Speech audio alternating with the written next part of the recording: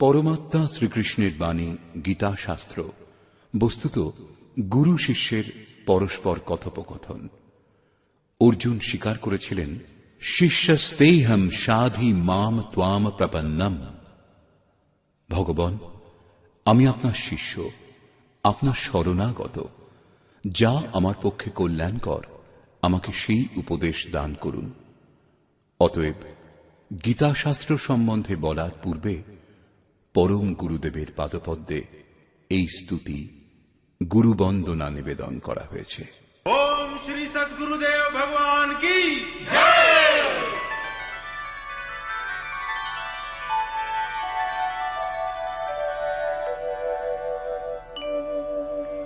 জয় সদ্গুরুদেবম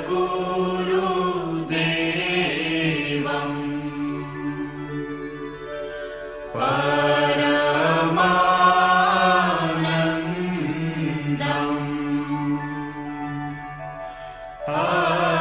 আমার শরীরম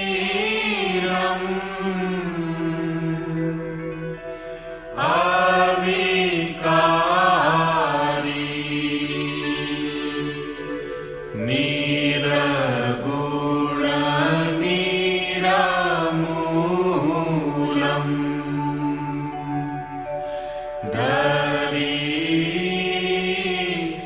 ধরিস্থূলম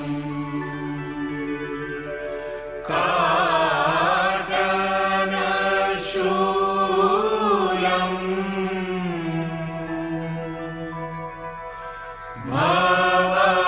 ভবভারী সুরত নিজ সোহম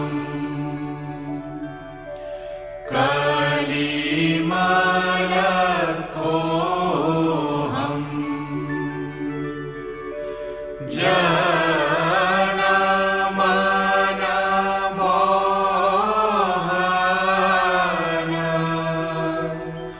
ছবি ভারী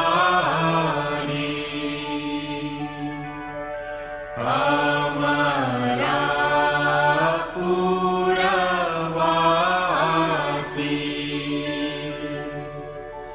সব সুখ রাশি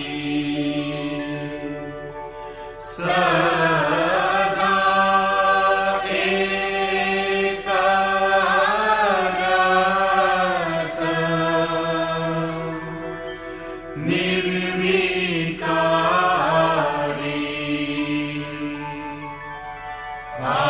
অনুভব গম্ভীরা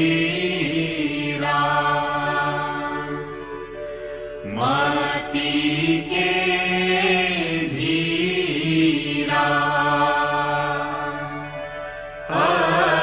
অলখ ফকীরা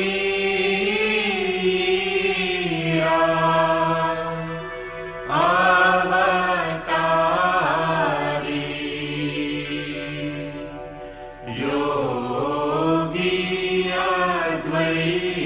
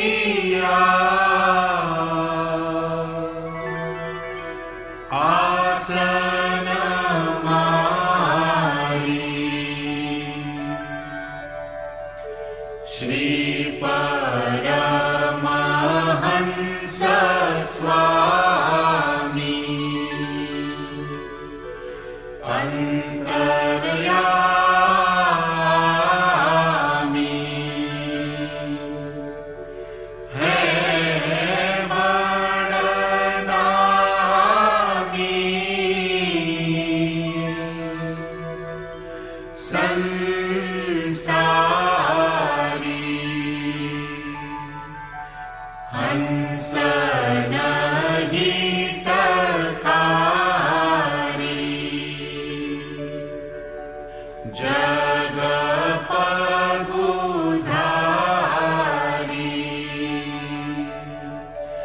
गर्व प्रहारी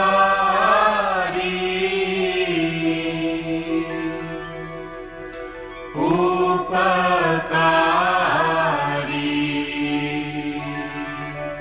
सत पंथ चलायो भरम मिटायो रूप लखायो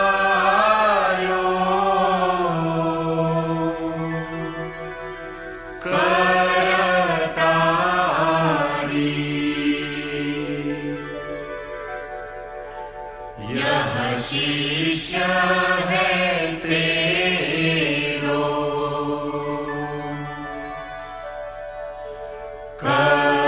करतनी हो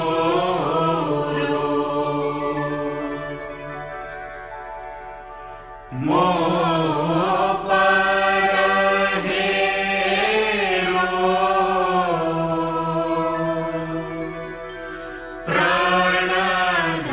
प्राणधारी जय सद्गुरुदेवम्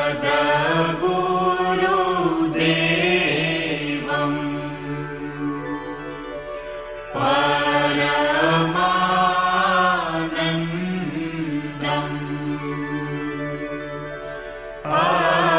अमर शरीरम्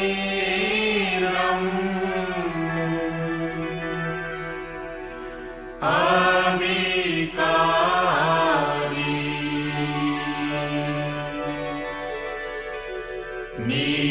निरगुण निरमूलम्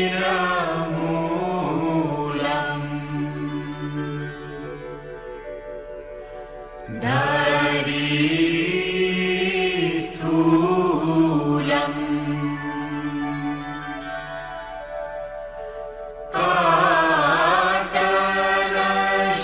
पाटलशूलम्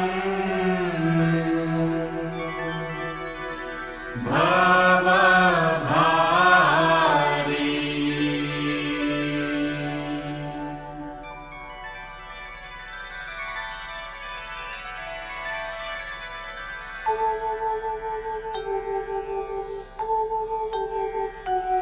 ओम जय गुरुदेव जय गुरुदेव जय गुरुदेव जय गुरुदेव ओम जय गुरुदेव जय गुरुदेव जय गुरुदेव जय गुरुदेव ओम जय गुरुदेव जय गुरुदेव जय गुरुदेव जय गुरुदेव।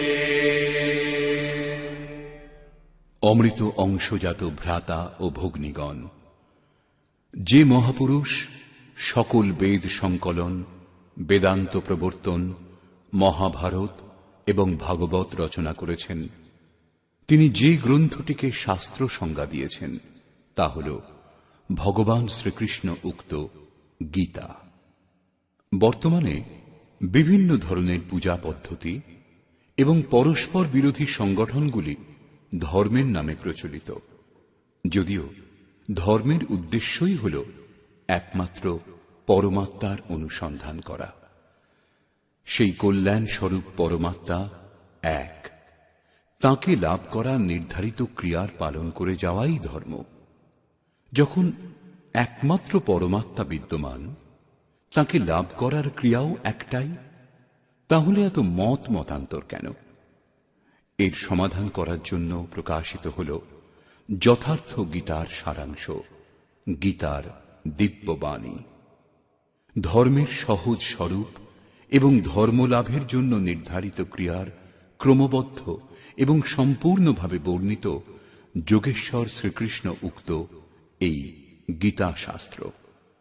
বিশ্বের প্রত্যেক মহাপুরুষ সাধনা সম্বন্ধে যেটুকু বলেছেন সে সমস্তই এবং বহু গোপনীয় স্থিতি অবস্থার স্পষ্ট বর্ণনা শুধুমাত্র গীতা শাস্ত্রেই রয়েছে। গীতা সম্পূর্ণ মানব জাতির কল্যাণের নির্বিবাদ শাস্ত্র। মহাভারতে এই সংকেত দেওয়া হয়েছে যে যখন কৌরব ও পাণ্ডবগণের সেনা পরস্পরের সম্মুখীন হয়েছিল তখন সমস্ত নিশাচর কৌরবগণের অন্তরে এবং সমস্ত দেবতা পাণ্ডবগণের অন্তরে প্রবেশ করেছিলেন। এই বলে মহর্ষি ব্যাস স্পষ্ট করলেন যে গীতা শাস্ত্রের পাত্রগুলি হয় দেবতা না হয় অসুর। সকল পাত্রই এক একটি প্রতীক। অনাদিকাল ধরে প্রত্যেক ব্যক্তির অন্তরে দৈব এবং আসুরিক দুটি প্রবৃত্তি বিদ্যমান। দৈব শক্তির সাহায্যে মানুষ যখন আত্মস্বরূপের দিকে অগ্রসর হয় তখন কাম, ক্রোধ, রাগ, দেশ ইত্যাদি আসুরিক বৃত্তিগুলি বাধারূপে আক্রমণ করে। এগুলি অতিক্রম করে যাওয়াকেই বাস্তবে যুদ্ধ বলে। অর্জুন শ্রেয় লাভের জন্য ব্যাকুল ছিলেন। তাঁর দৃষ্টিতে শ্রেয় লাভের উপায় কুলধর্ম, পিণ্ডদান, বর্ণসংকর বর্জন, কুলক্ষয় থেকে রক্ষা পাওয়ার জন্য যুদ্ধ না করা ইত্যাদি ছিল। শুধুমাত্র এই শঙ্কাগুলির সমাধানের জন্য ভগবানকে 18 অধ্যায়ের গীতা শাস্ত্রের উপদেশ দান করতে হয়েছিল। অবশেষে জিজ্ঞাসা করেছিলেন, তোমার মোহ নাশ হয়েছে কি? অর্জুন স্বীকার করেছিলেন, ভগবান, আমার মোহ নাশ হয়েছে। এখন থেকে আমি সেইরূপ আচরণ করব যেরূপ ভগবান উপদেশ দান করেছেন। প্রকৃতপক্ষে এই সংশয় শুধু অর্জুনেরই ছিল তা নয়, এই সংশয় মানুষ মাত্রেরই যে হিতকর কোনটি, কোন উপায়ে শ্রেয় লাভ হবে। সেই জন্য স্ত্রী, পুরুষ, আবাল বৃদ্ধ বনিতা সকল মানুষের জন্য গীতা শাস্ত্রের 18টি অধ্যায়ের অনুশীলন এবং নিয়মিত পাঠ নিতান্ত আবশ্যক, যাতে ব্রহ্মবিদের স্মরণ অব্যাহত থাকে এবং শিশুদের অন্তরেও কল্যাণকর সংস্কারের সৃজন সম্ভব হয়। গীতা জ্ঞান লাভ না করে কোনো মানুষ ঈশ্বর লাভের পথে অগ্রসর হতে পারবে না। অক্ষয় সুখ, শাশ্বত শান্তি, ইহজগতে সমৃদ্ধি এমতো শঙ্কাগুলির সমাধানের জন্য গীতা শাস্ত্রের বাণী প্রচার করা হয়েছে। এই বাণী নিয়মিতভাবে শ্রবণ করে পরিজন এবং স্বজন সমুদয়কে সুসংস্কৃত করুন। বিশ্বের সকল দেশের অধিবাসীদের জন্য গীতা শাস্ত্র অমৃতবাহী। গীতা আপনার শাস্ত্র। এটা অত্যন্ত গৌরবের বিষয় যে 5000 বছরেরও বেশি অতিবাহিত হবার পর শ্রীকৃষ্ণের যথার্থ বাণী সম্বন্ধে আপনাকে অবগত করানো হচ্ছে। জন্ম জন্মান্তরের কুরীতিগ্রস্ত মনের আবিলতা দূর করে চিন্তনের প্রশস্ত পথে চলার জন্য যথার্থ গীতার এই দিব্য বাণী প্রাতঃকালে অবশ্যই পাঠ এবং শ্রবণ করুন। একমাত্র পরমাত্মাতে শ্রদ্ধা এবং সমর্পণের সংবাদবাহক গীতা শাস্ত্র সকলকে পবিত্র করার জন্য উন্মুক্তভাবে আহ্বান করেছে। বিশ্বের যে কোনো স্থানের নিবাসী, ধনী অথবা গরিব, কুলীন বা আদিবাসী, পুণ্যাত্মা এবং পাপী, স্ত্রী এবং পুরুষ, সদাচারী এবং অত্যন্ত দুরাচারী সবারই গীতায় প্রবেশের অধিকার রয়েছে। বিশেষ করে পাপীদেরই উদ্ধারের সুগম পথের নির্দেশ দিয়েছে গীতা শাস্ত্র। পুণ্যাত্মাগণ তো সবসময়ই ভজনা করেন। নিবেদিত হল সেই গীতা শাস্ত্রের অদ্বিতীয় ব্যাখ্যা, যথার্থ গীতার দিব্য সন্দেশ।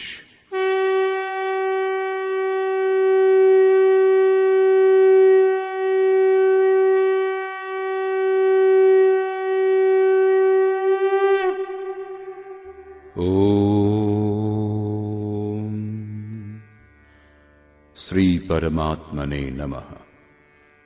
যথার্থ গীতা, শ্রীমদ্ ভগবদ গীতা, অথ প্রথম অধ্যায়।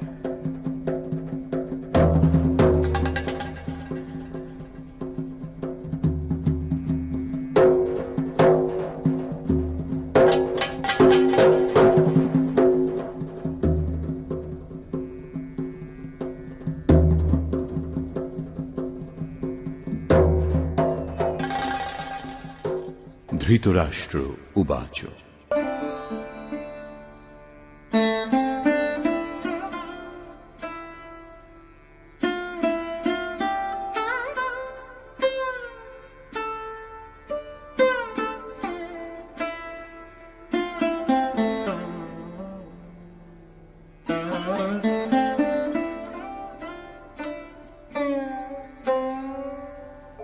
धर्मक्षेत्रे कुरुक्षेत्रे समवेता युयुत्सवः मामकाः पाण्डवाश्चैव किमकुर्वत সঞ্জয়।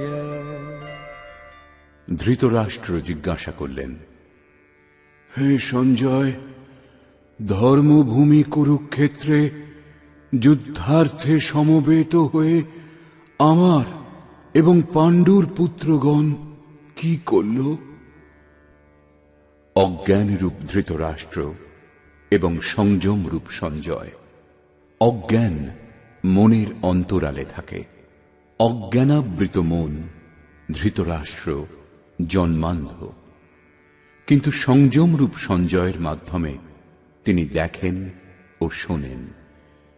তিনি জানেন যে পরমাত্মাই একমাত্র সত্য।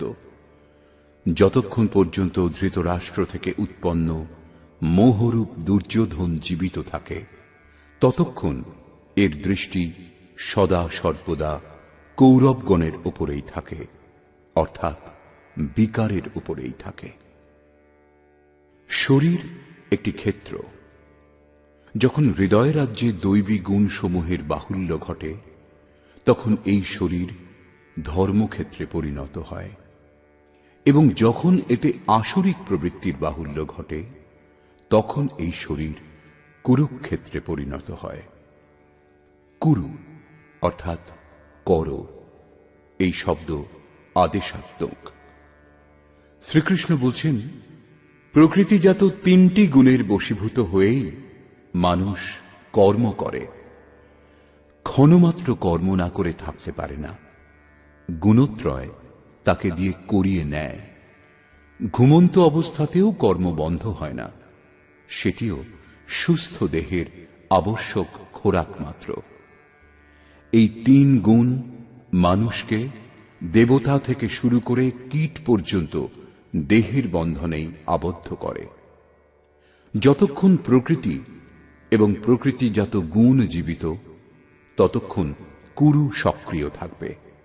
অতএব জন্মমৃত্যুময় এই ক্ষেত্র, বিকারযুক্ত এই ক্ষেত্রই কুরুক্ষেত্র, এবং পরম ধর্ম পরমাত্মাতে প্রবেশ প্রদান করতে পারে যে পুণ্যময় প্রবৃত্তিসমূহ, সেই পুণ্যময় প্রবৃত্তিসমূহের অর্থাৎ পাণ্ডবের ক্ষেত্রই ধর্মক্ষেত্র। পুরাতত্ত্ববিদগণ পাঞ্জাব, কাশী, প্রয়াগ এবং অন্যান্য বহু স্থানের মধ্যে কুরুক্ষেত্রের নির্দিষ্ট স্থান অনুসন্ধান কার্যে রত আছেন। কিন্তু গীতাকার স্বয়ং বলেছেন, যে ক্ষেত্রে এই যুদ্ধ হয়েছিল সেই ক্ষেত্রটি কোথায়? ইদম শরীরম কৌন্তেয় ক্ষেত্রমিত্যভিধীয়তে।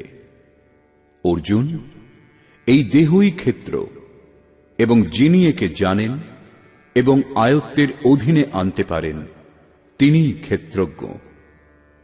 এরপর তিনি ক্ষেত্রের বিস্তার সম্বন্ধে বললেন, যাতে 10টি ইন্দ্রিয়, মন, বুদ্ধি, অহংকার, 5টি বিকার এবং 3টি গুণের বর্ণনা আছে। এই দেহই ক্ষেত্র, এক মল্লভূমি। এর মধ্যে যুদ্ধাভিলাষী প্রবৃত্তি 2টি, দৈবী সম্পদ এবং আসুরী সম্পদ।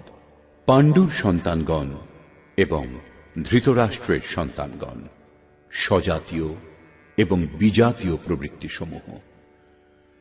তত্ত্বদর্শী মহাপুরুষের শরণাগত হলে এই দুই প্রবৃত্তির মধ্যে সংঘর্ষের সূত্রপাত হয়। একেই ক্ষেত্রজ্ঞের সংঘর্ষ এবং প্রকৃত যুদ্ধ বলা হয়। ইতিহাসের পাতা বিশ্বযুদ্ধের কাহিনীতে পরিপূর্ণ, কিন্তু সেই সব যুদ্ধে যারা বিজয়ী হয়েছেন তারা কেউই শাশ্বত বিজয়ী হননি। এর মধ্যে প্রতিহিংসা ছিল। প্রকৃতিকে শান্ত করে প্রকৃতির ঊর্ধ্বের সত্তার দিগদর্শন করা এবং তাতে প্রবেশ করাই প্রকৃত বিজয়।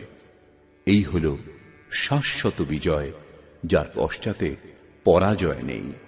একেই বলে মুক্তি, যার পর জন্ম মৃত্যুর বন্ধন নেই। এইভাবে অজ্ঞানে আবৃত প্রত্যেক মন সংযমের দ্বারা জানতে পারে ক্ষেত্রজ্ঞের যুদ্ধের পরিণাম কি হয়। যার যেমন সংযম বৃদ্ধিপ্রাপ্ত হয় তেমনি তার দৃষ্টি খুলতে থাকে। সঞ্জয় উবাচ।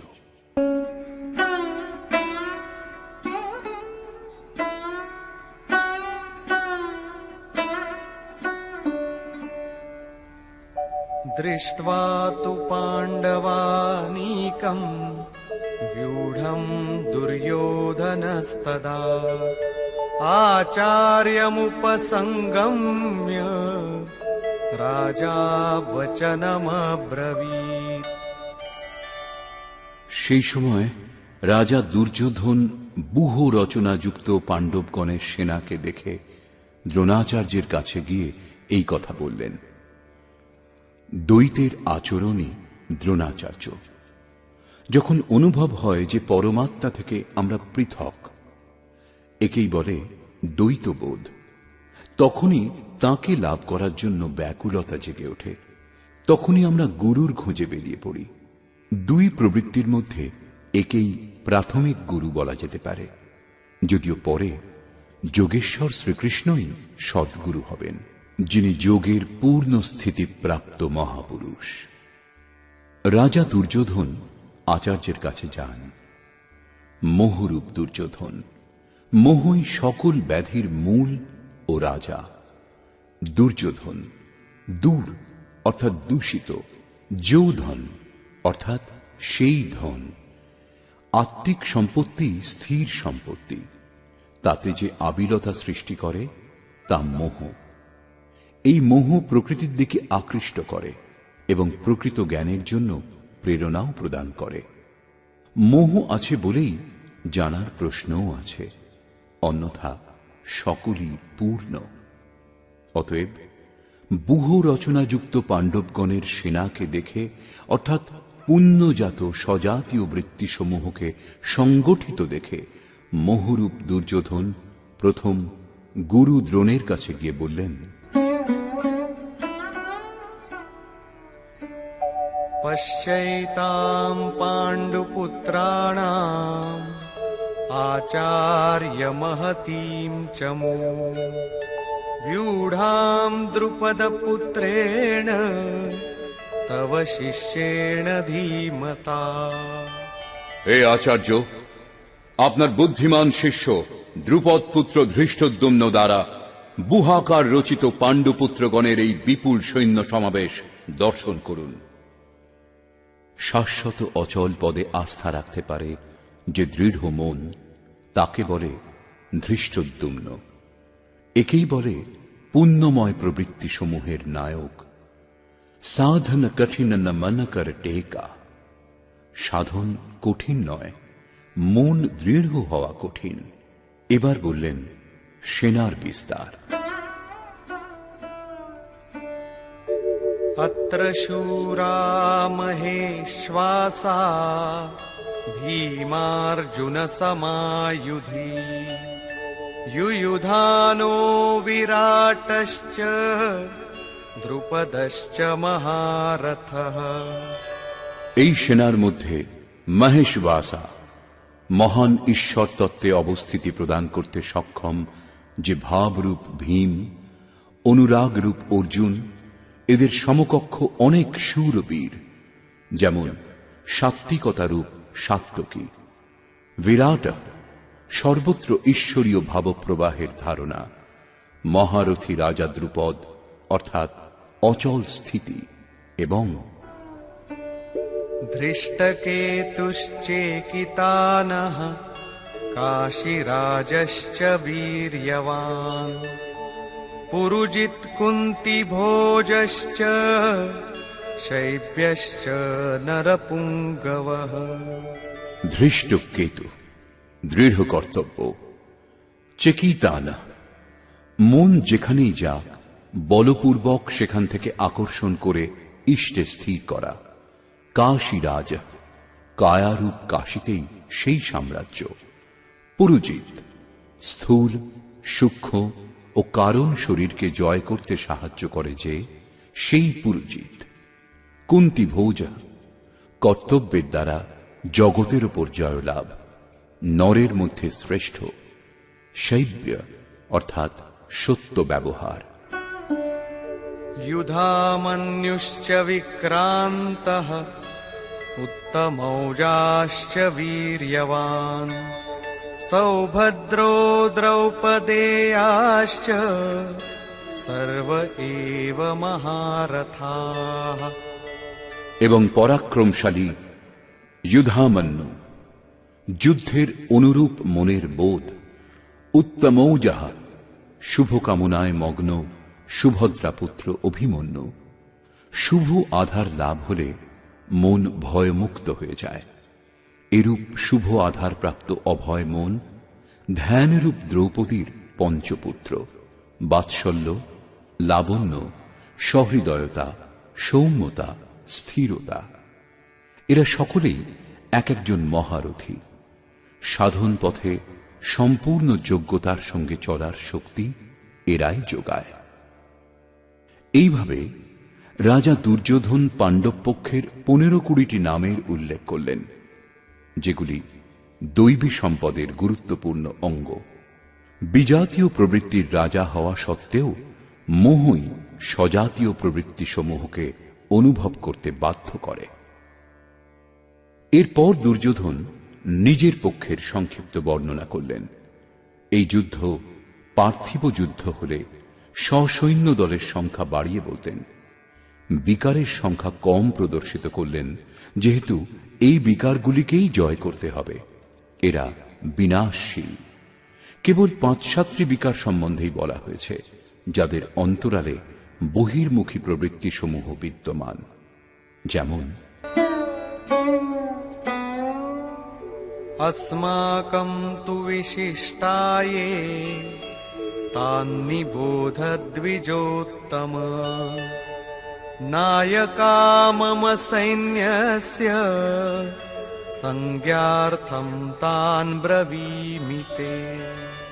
হে দ্বিজোত্তম, আমাদের পক্ষে যে সকল বিশিষ্ট যোদ্ধা ও সেনাপতি আছেন তাদেরকে অবগত হন।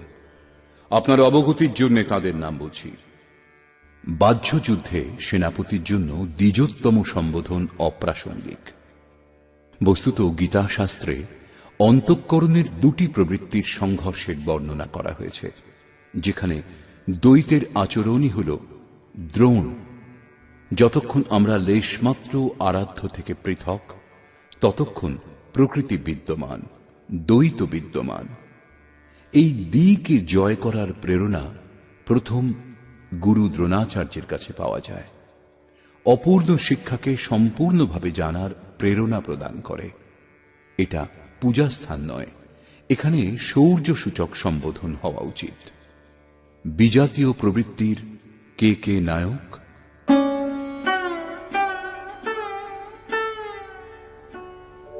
भवान् भीष्मश्च कर्णश्च कृपश्च समितिञ्जयः अश्वत्थामा विकर्णश्च सौमदत्तिस्तथैव च। একজন স্বয়ং আপনি, অর্থাৎ দ্বৈতের আচরণ রূপ দ্রোণাচার্য। ভ্রমরূপ পিতামহ ভীষ্মও আছেন। এই বিকারসমূহ ভ্রম থেকে উৎপন্ন হয়, শেষ পর্যন্ত জীবিত থাকে। তাই পিতামহ সম্পূর্ণ সেনার মৃত্যুর পরেও জীবিত ছিলেন। শরশয্যায় অচৈতন্য অবস্থাতে ছিলেন, তবুও জীবিত ছিলেন। একেই বলে ভ্রমরূপ ভীষ্ম। ভ্রম শেষ পর্যন্ত বেঁচে থাকে। এইরূপ বিজাতীয় কর্মরূপ কর্ণ এবং সংগ্রাম বিজয়ী কৃপাচার্য। সাধন অবস্থায় সাধক অন্যের প্রতি যে কৃপার আচরণ করেন, সেই কৃপাকেই কৃপাচার্য বলে। ভগবান কৃপাধাম এবং ঈশ্বর প্রাপ্তির পর মহাপুরুষের স্বরূপও তদ্রূপ। কিন্তু সাধন অবস্থায় যতক্ষণ সাধক ও পরমাত্মা পৃথক, বিজাতীয় প্রবৃত্তিগুলি সক্রিয় এবং মোহ আচ্ছাদিত। এইরূপ পরিস্থিতিতে সাধক যদি কৃপার আচরণ করেন, তবে তিনি নষ্ট ভ্রষ্ট হয়ে যান। সীতা দয়া করেছিলেন, তার পরিবর্তে তাকে কিছুকাল লঙ্কায় প্রায়শ্চিত্ত করতে হয়েছিল। বিশ্বামিত্র দয়া করেছিলেন, তাই পতিত হয়েছিলেন। যোগসূত্রকার মহর্ষি পতঞ্জলিও এই কথাই বলেছেন, তে সমাধা উপসর্গা ব্যুত্থানে সিদ্ধয়া, অর্থাৎ ব্যুত্থানকালে যোগলব্ধ শক্তি প্রকট হয়। প্রকৃতপক্ষে সেগুলি সিদ্ধাই, কিন্তু কৈবল্য প্রাপ্তির পথে এই সিদ্ধাই তত বড়ই বাধা যতটা কাম, ক্রোধ, লোভ, মোহ প্রভৃতি। গোস্বামী তুলসীদাসেরও সেই একই নির্ণয়। ছোরত গ্রন্থি জানি খগরায়া বিঘ্ন অনেক করই তব মায়া ঋদ্ধি সিদ্ধি প্রেরই বহু ভাই বুদ্ধি লোভ দিখাবহি আই। মায়া অনেক বিঘ্ন সৃষ্টি করে, শক্তি প্রদান করে, এমনকি সিদ্ধে পরিণত করে। এইরূপ সিদ্ধ সাধক যদি পাশ দিয়ে শুধু হেঁটে যান, তাহলে মরণাপন্ন রোগীও বেঁচে ওঠে। সেই রোগী যদিও সুস্থ হয়ে ওঠে, কিন্তু সাধক যদি সেটা নিজের অবদান বলে মনে করেন, তাহলে তিনি নিশ্চয়ই নষ্ট ভ্রষ্ট হয়ে যাবেন। একজন রোগীর স্থানে হাজার হাজার রোগী তাকে ঘিরে ধরবে এবং ভজন চিন্তনের ক্রম অবরুদ্ধ হয়ে যাবে। পথভ্রান্ত হতে হতে প্রকৃতির বাহুল্য হবে।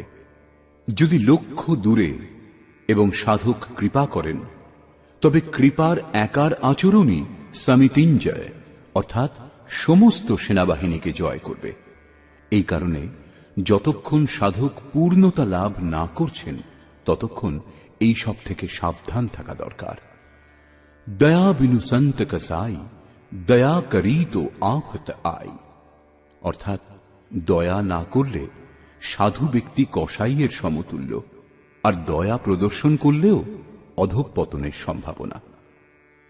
এইরূপ আসক্তিরূপ অশ্বত্থামা। জগতের অর্থাৎ জাগতিক যে কোনো বস্তুর প্রতি আকর্ষণকেই আসক্তি বলে। দ্বৈতের আচরণই দ্রোণাচার্য। এই দ্বৈতই আসক্তির জন্মদাতা। শস্ত্রধারী অবস্থাতে আচার্য দ্রোণকে বধ করা সম্ভব ছিল না, তিনি অজেয় ছিলেন। ভগবান শ্রীকৃষ্ণ বলেছিলেন, কৌরব পক্ষের একটি হাতির নাম অশ্বত্থামা। ভীম সেই হাতিটিকে হত্যা করেছে। অশ্বত্থামা মারা গিয়েছে, এইরূপ ঘোষণা করুন। এই অপ্রিয় ঘটনার কথা শুনে আচার্য মর্মাহত হয়ে শিথিল হয়ে যাবেন। সেটাই তাকে বধ করার উপযুক্ত সময়। ভীম হাতিটিকে বধ করে হত্যা করে প্রচার করেছিলেন, অশ্বত্থামা মারা গিয়েছে। আচার্য দ্রোণ ভেবেছিলেন তার পুত্র অশ্বত্থামা মারা গিয়েছে। তিনি শোকে মুহ্যমান হয়ে পড়েছিলেন। ধনুক তার হাত থেকে পড়ে গিয়েছিল। তিনি হতাশ, নিশ্চেষ্ট হয়ে যুদ্ধভূমিতে বসে পড়েছিলেন। সেই মুহূর্তে তাকে বধ করা হয়েছিল। পুত্রের প্রতি অত্যধিক আসক্তি তার মৃত্যুর কারণ হয়ে দাঁড়িয়েছিল। অশ্বত্থামা দীর্ঘজীবী ছিলেন। নিবৃত্তির শেষ মুহূর্ত পর্যন্ত বাধা দেয়, তাই একে অমর বলা হয়েছে। বিকল্পরূপ বিকর্ণ। সাধনার উন্নত অবস্থাতে মনে কিছু অসাধারণ কল্পনার উদয় হয়। মনে সংকল্প বিকল্প জাগে যে স্বরূপ লাভের পর ভগবানের তরফ থেকে কিরূপ সিদ্ধাই, কিরূপ অলৌকিক শক্তি প্রদান করা হবে। সাধক ঈশ্বর চিন্তনের পরিবর্তে ঈশ্বরের ঐশ্বর্যের চিন্তা করতে শুরু করেন, যদিও সাধকের উচিত একাগ্র হয়ে কর্ম করে যাওয়া। ফললাভের কামনা করা উচিত নয়, কিন্তু যখন তিনি সিদ্ধায় অর্থাৎ যোগলব্ধ শক্তির কামনা করতে শুরু করেন, তখন এইরূপ মনোভাব অর্থাৎ বিকল্পকেই বিকর্ণ বলে। এই কল্পনাগুলি অসাধারণ, কিন্তু সাধনাতে ভয়ঙ্করভাবে বাধা দেয়। ভ্রম উৎপাদক সাহসী হল ভূরিশ্রবা। সাধনা স্তর উন্নত হলে সকলেই সাধকের প্রশংসা করতে শুরু করেন, বলে ইনি মহাত্মা, ইনি সিদ্ধ পুরুষ, দিব্য গুণের অধিকারী। তার সমক্ষে লোকপালও বিনীত হয়ে যান। এমন ব্যবহার এবং প্রশংসা দ্বারা সাধক আনন্দের আতিশয্যে পথহারা হন। এইরূপ শ্বাসকেই ভূরিশ্রবা বলা হয়। পূজ্য গুরুদেব বলতেন, সমাজ যদি পুষ্পবৃষ্টি করে, প্রশংসা করে, বিশ্ববন্দ জগৎগুরু বলে, তোমার তাতে কিছু লাভ হবে না, শুধু কান্নাকাটি করতে থাকবে। কিন্তু যদি ভগবান তোমাকে সাধুর আখ্যা দেন, তবে সর্বস্ব লাভ করবে। সমাজ বলুক অথবা নাই বলুক, তুমি সর্বস্ব লাভ করবে। এইরূপ প্রশংসাতে অভিভূত হওয়াকেই ভ্রম উৎপাদক শ্বাস অর্থাৎ ভূরিশ্রবা বলে। অত্যধিক প্রশংসার ফলে সাধনার হ্রাস হয়। অতএব ভ্রম উৎপাদক শ্বাসই হল ভূরিশ্রবা। সংযমের স্তর উন্নত হলে পরে যে বিকারগুলি বাধা দেয়, এগুলি তাদেরই নাম। আসক্তিরূপ অশ্বত্থামা, বিকল্পরূপ বিকর্ণ এবং ভ্রমপূর্ণ শ্বাস ভূরিশ্রবা। এরা সকলেই বহির্মুখী প্রবাহের নায়ক।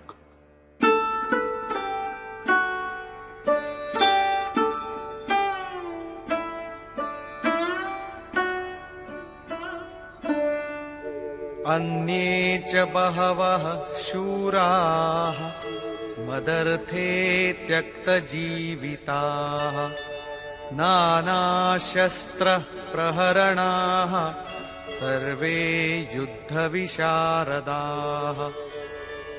আমার জন্য প্রাণদান করতে কৃত সংকল্প অন্যান্য অনেক শূরবীর অস্ত্রে শস্ত্রে সজ্জিত হয়েছেন।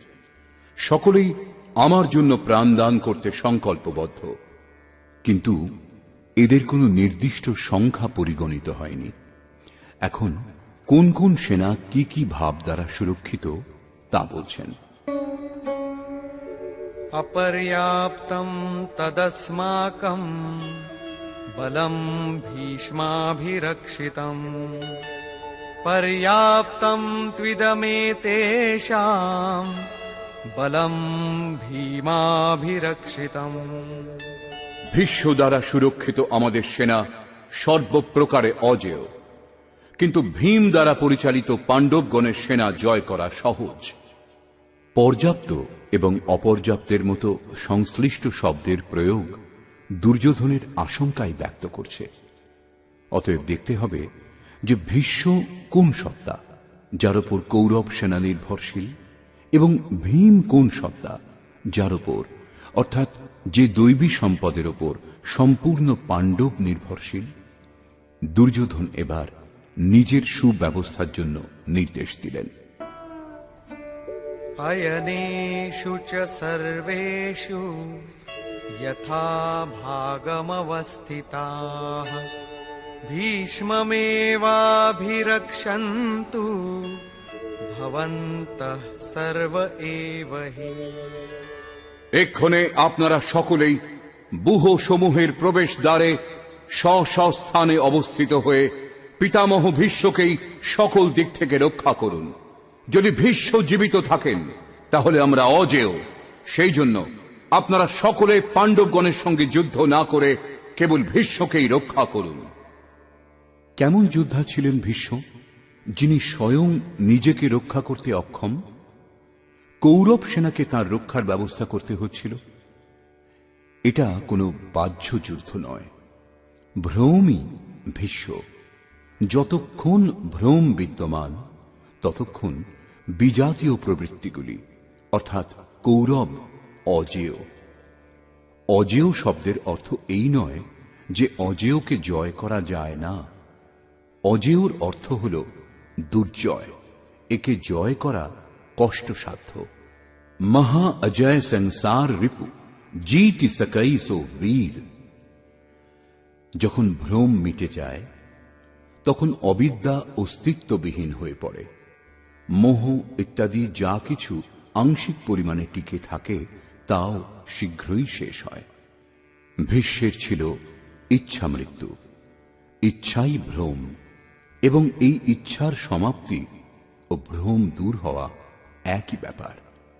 এ কথাই সন্ত কবির সরলভাবে বলেছেন, इच्छा काया इच्छा माया इच्छा जग उपजाया, कह कबीर जे इच्छा विवर्जित ता का पार न पाया। যেখানে ভ্রম নেই তা অপার ও অব্যক্ত। এই দেহের জন্মের কারণ ইচ্ছা, ইচ্ছাই মায়া, এবং ইচ্ছাই এই জগতের উৎপত্তির কারণ। সো কাময়ত তदैक्षत বহুশ্যাং প্রজায়েয় ইতি। কবির বলেছেন, যিনি সর্বপ্রকার কামনা রহিত, তিনকা পার না পায়া, তিনি অপার, অনন্ত, অসীম তত্ত্ব উপলব্ধি করেন। यो कामो निष्काम आप्तकाम आत्मकामो न तस्य प्राणा उत्क्रामन्ति ब्रह्मैव सन् ब्रह्मप्येति। যিনি কামনা রহিত, আত্মাতে স্থির আত্মস্বরূপ, তার কখনো পতন হয় না, তিনি ব্রহ্মে একীভূত হন। সাধনের আরম্ভে ইচ্ছাগুলি অনন্ত হয়। এই অনন্ত ইচ্ছার শেষ হতে হতে অবশেষে পরমাত্মা প্রাপ্তির শেষ ইচ্ছা বাকি থাকে। যখন এই ইচ্ছাও পূর্ণ হয় তখন ইচ্ছার বিলুপ্তি ঘটে। যদি এর থেকেও শ্রেষ্ঠ কোনো বস্তুর অস্তিত্ব থাকত তাহলে তা লাভ করার ইচ্ছা অবশ্যই জেগে উঠত। যখন এর চেয়ে শ্রেষ্ঠ কিছু নেই তখন ইচ্ছাও সমূলে বিনষ্ট হয়, এবং ইচ্ছার বিলুপ্তির সঙ্গে সঙ্গে ভ্রম ও নাশ হয়। একেই ভীষ্মের ইচ্ছা মৃত্যু বলে। এইভাবে ভীষ্ম দ্বারা সুরক্ষিত আমাদের সেনা সর্বপ্রকারে অজেয়। যতক্ষণ ভ্রম দূর না হয় ততক্ষণ অবিদ্যা সক্রিয় থাকে। ভ্রম দূর হলে অবিদ্যা ক্রিয়াহীন হয়ে যায়। ভীম দ্বারা পরিচালিত এদের সেনাকে জয় করা সহজ। ভাবরূপী ভীম ভাবে বিদ্যতে দেবঃ। ভাবে সেই ক্ষমতা আছে যা অবিদিত পরমাত্মাকেও প্রত্যক্ষ করতে সাহায্য করে। ভাববস্য ভগবান সুখ নিধান করুণা আয়ন। শ্রীকৃষ্ণ একেই শ্রদ্ধা বলেছেন। ভাবের সাহায্যে ভগবানকেও বশ করা সম্ভব। এর দ্বারাই পুণ্যময় প্রবৃত্তিসমূহের বিকাশ হয়। এই ভাব পুণ্যের সংরক্ষক এবং এত বলবান যে পরম দেব পরমাত্মাকেও গোচরে এনে দেয়। অন্যদিকে অতি কোমলও। আজকের ভাব কাল অভাবে বদলাতে দেরি লাগে না। আজ আপনি বলছেন যে মহারাজজি খুব ভালো, কাল হয়তো বলবেন, না, আমি দেখেছি মহারাজজি ক্ষীর খান। ঘাস পাত যে খাত হ্যাঁ তিনহি সতাওই কাম, দুধ মলাই খাত যে তিন কি জানে রাম। অর্থাৎ তৃণভোজীদেরও কাম তাড়না দেয়। যারা দুধ মালাই খান ঈশ্বর তাদেরই স্মরণ দেন। ইষ্টের আচরণে লেশমাত্র ত্রুটি বোধ হলে ভাব টলে ওঠে। পুণ্যময় প্রবৃত্তিসমূহ বিচলিত হয়। ইষ্টের সঙ্গে যে সম্বন্ধ তা ছিন্ন হয়। তাই ভীম দ্বারা রক্ষিত তাদের সেনা জয় করা সহজ। মহর্ষি পতঞ্জলিরও সেই একই নির্ণয়। স তু দীর্ঘকাল নৈরন্তর্য সৎকারা সেবিত দৃঢ়ভূমি। অর্থাৎ দীর্ঘকাল পর্যন্ত নিরন্তর শ্রদ্ধা ভক্তিপূর্বক সাধন করে গেলেই অভ্যাস দৃঢ় হয়।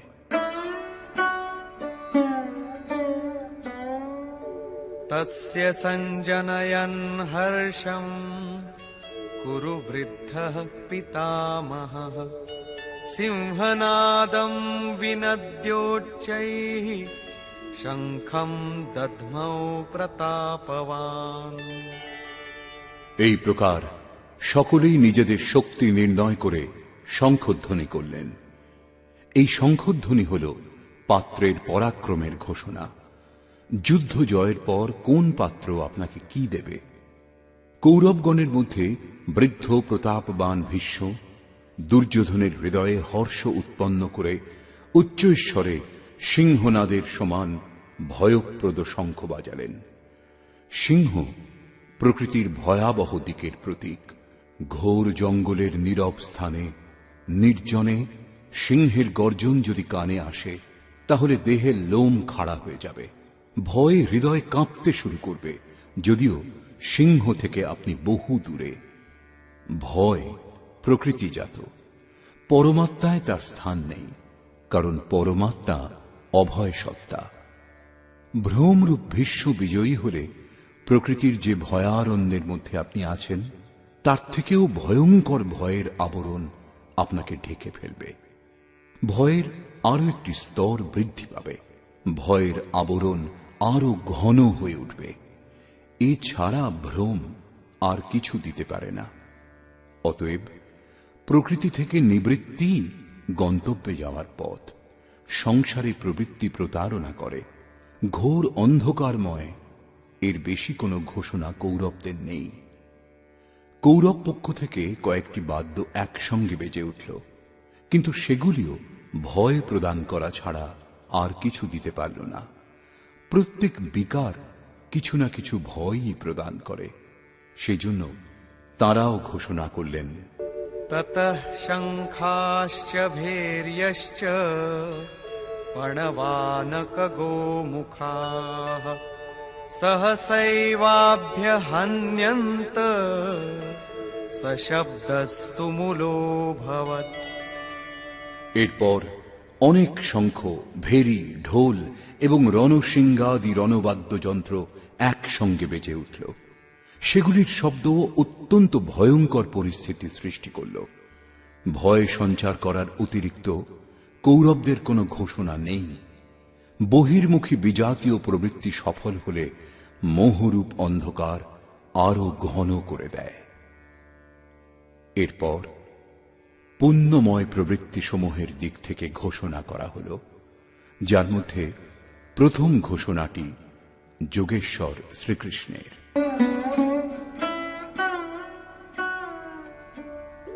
ततः श्वेतैर्हयैर्युक्ते महति स्यन्दने स्थितौ माधवः पाण्डवश्चैव दिव्यौ शङ्खौ प्रदध्मतु।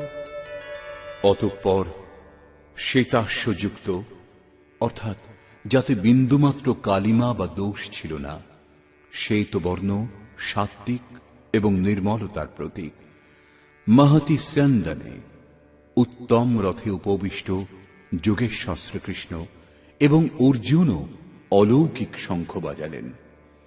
অলৌকিকের অর্থ লোকাতীত। মৃত্যুলোক, দেবলোক, ব্রহ্মলোক, জন্ম মৃত্যুর ভয় যত দূর পর্যন্ত, সেই সমস্ত লোকের অতীত পারলৌকিক, পারমার্থিক স্থিতি প্রদান করার ঘোষণা যোগেশ্বর শ্রীকৃষ্ণ করলেন। সোনা, রূপ অথবা কাঠের রথ ছিল না, সেই রথ অলৌকিক ছিল, সেই শঙ্খ অলৌকিক ছিল। অতএব ঘোষণাও অলৌকিক। একমাত্র ব্রহ্মলোক সমস্ত লোকের ঊর্ধ্বে স্থিত।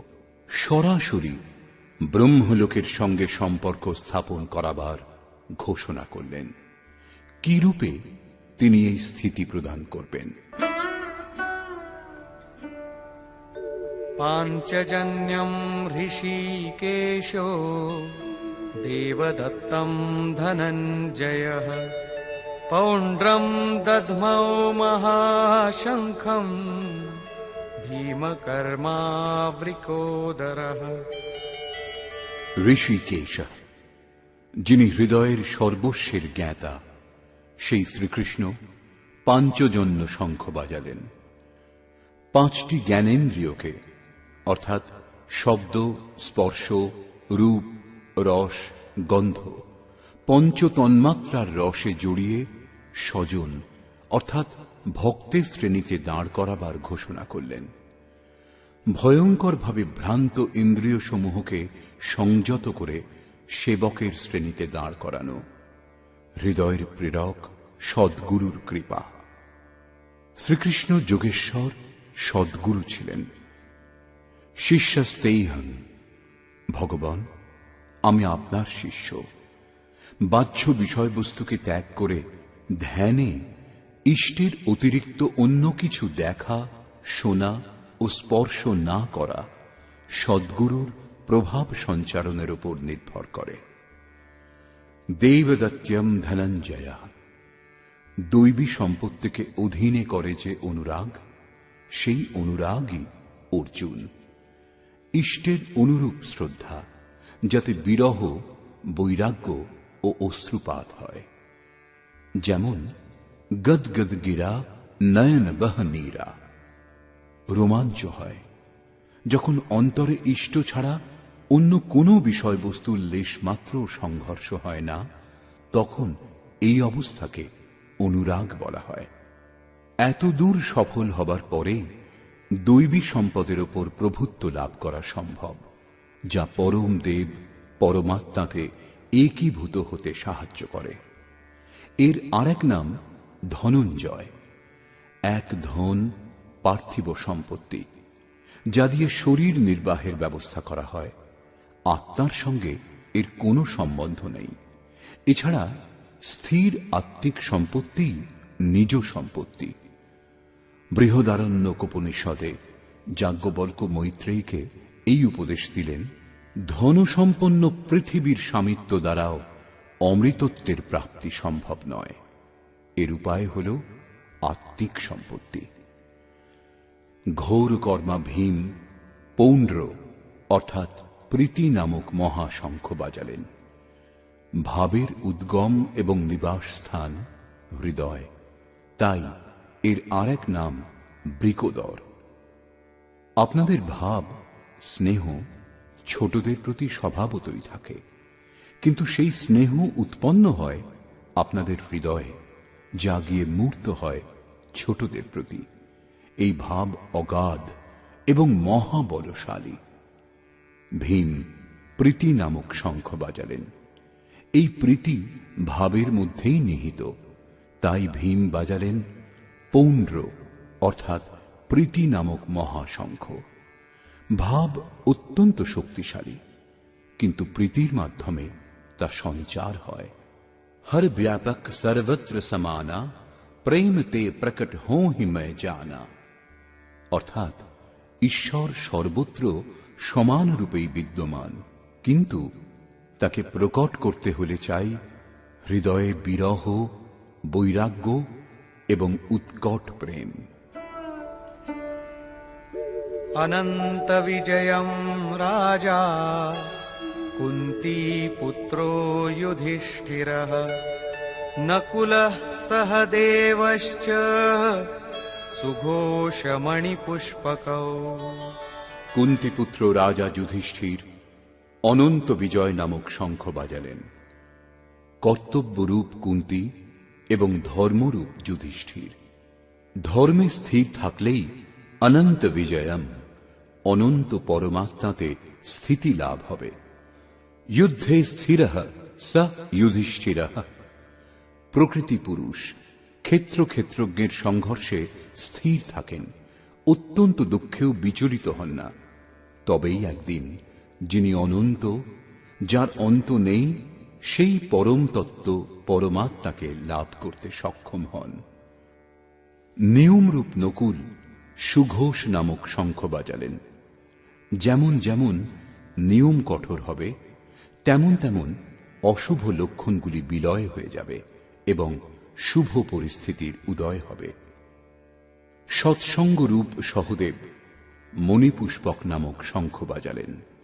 মনীষীগণ প্রত্যেক শ্বাসকে বহুমূল্য মণির আখ্যা দিয়েছেন। হীরা জৈসে শ্বাসা বাতোं में बीती যায়। বাহ্য সৎসঙ্গ সৎপুরুষের বাণী শ্রবণকে বলে, যা এক প্রকার সৎসঙ্গ, কিন্তু যথার্থ সৎসঙ্গ হয় আন্তরিক। শ্রীকৃষ্ণের মতে আত্মাই সত্য এবং সনাতন।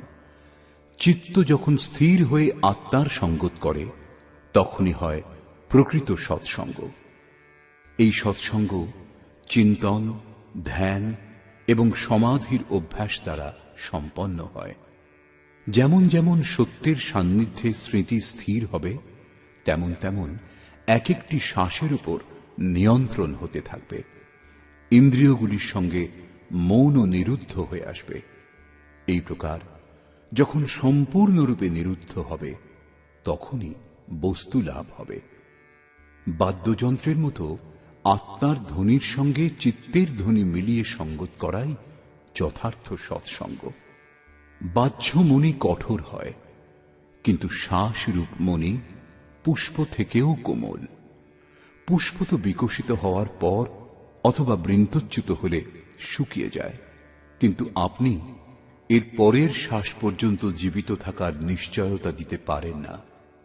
সৎসঙ্গ সফল হলে প্রত্যেক শ্বাসের উপর নিয়ন্ত্রণ রেখে লক্ষ্য প্রাপ্তি সম্ভব। এর বেশি পাণ্ডবদের কোনো ঘোষণা নেই, কিন্তু প্রত্যেক সাধন নির্মলতার পথে কিছু না কিছু দূরত্ব অতিক্রম করায়। অতঃপর বললেন,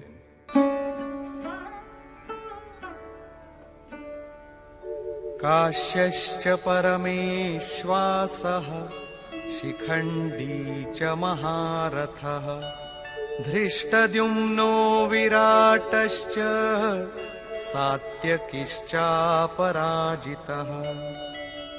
কায়ারূপ কাশী।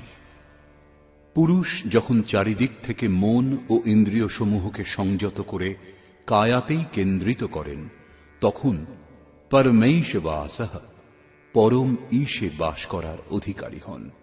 পরম ঈশ্বর তত্ত্বে অবস্থান দিতে সক্ষম কায়াকেই কাশী বলে। কায়াতেই পরম ঈশ্বরের নিবাস।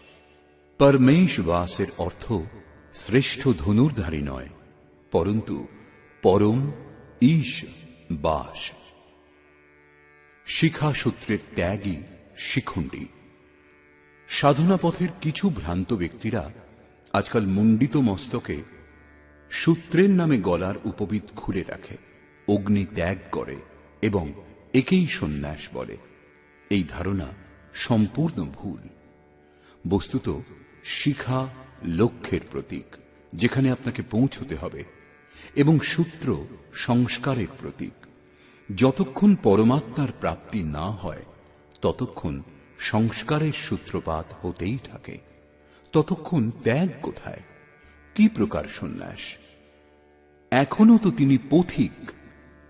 যখন প্রাপ্য বস্তুর প্রাপ্তি হয়, পূর্বে সমস্ত সংস্কারের সূত্র ছিন্ন হয়, এইরূপ অবস্থাতে সম্পূর্ণরূপে ভ্রম মিটে যায়। সেজন্যই শিখণ্ডী ভ্রমরূপে ভীষ্মের বিনাশ করে। শিখণ্ডী চিন্তন পথের বিশিষ্ট যোগ্যতারূপ মহারথীকে বলে। ধৃষ্টদ্যুম্ন দৃঢ় ও অচল মন এবং বিরাট, সর্বত্র বিরাট ঈশ্বরের প্রসার দেখার ক্ষমতা, এইসবই হল দৈব সম্পদের প্রমুখ গুণ। সাত্ত্বিক, তাই সাত্ত্বিকী। সত্য চিন্তনের প্রবৃত্তি, অর্থাৎ যদি সাত্ত্বিকতা বিদ্যমান থাকে, তাহলে আর পতনের সম্ভাবনা থাকে না। এই সংঘর্ষে পরাজয় হতে দেয় না। দ্রুপদো দ্রৌপদেয়াশ্চ সর্বশঃ পৃথিবীপতে সৌভদ্রশ্চ মহাবাহুঃ শঙ্খান দধ্মুঃ পৃথক পৃথক। অচল পদে প্রতিষ্ঠা দাতা দ্রুপদ এবং ধ্যানরূপ দ্রৌপদীর পঞ্চপুত্র সহৃদয়তা, বাৎসল্য, লাবণ্য, সৌম্যতা এবং স্থিরতা। এরা সাধন পথের শ্রেষ্ঠ সহায়ক মহারথী এবং দীর্ঘ বাহুযুক্ত অভিমন্যু। এরা সকলেই পৃথক পৃথক শঙ্খ বাজালেন। বাহু কার্যক্ষেত্রের প্রতীক। মন যখন ভয়মুক্ত হয় তখন তার শক্তি বহু দূর পর্যন্ত প্রসার লাভ করে। হে রাজন, এরা সকলেই পৃথক পৃথক শঙ্খ বাজালেন। কিছু কিছু দূরত্ব সকলেই অতিক্রম করান। এদের পালন আবশ্যক, তাই এদের নাম উল্লেখ করা হয়েছে। এছাড়া কিছু দূরত্ব যেটুকু বাকি থাকে তা মন ও বুদ্ধির অতীত।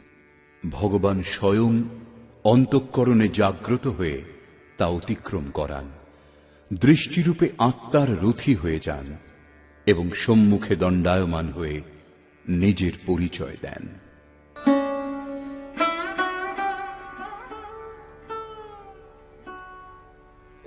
सघोषोधार्तराष्ट्राणाम् हृदयानि व्यदारयत् नभश्च पृथिवीं चैव तुमुलो व्यनुनादयन्। সেই তুমুল শঙ্খধ্বনি আকাশ ও পৃথিবী প্রতিধ্বনিত করে ধৃতরাষ্ট্রপুত্রগণের হৃদয় বিদীর্ণ করল। সেনা পাণ্ডব পক্ষেও ছিল, কিন্তু হৃদয় বিদীর্ণ হল কেবল ধৃতরাষ্ট্রপুত্রগণের। বস্তুত পাঞ্চজন্য দৈবী শক্তির ওপর আধিপত্য, অনন্তকে জয়, অশুভর প্রশমন এবং শুভের আবির্ভাব নিরন্তর হতে থাকলে এই কুরুক্ষেত্রে আসুরী সম্পদ বহির্মুখী প্রবৃত্তিগুলির হৃদয় বিদীর্ণ হয়ে যাবে। তাদের বল ক্রমশ ক্ষীণ হতে থাকবে। পূর্ণ সফলতা লাভ হলে মোহময়ী প্রবৃত্তিগুলি সম্পূর্ণরূপে শান্ত হয়ে যায়। अथ व्यवस्थितान् दृष्ट्वा धार्तराष्ट्रान् कपिध्वजः प्रवृत्ते शस्त्रसम्पाते धनुरुद्यम्य पाण्डवः।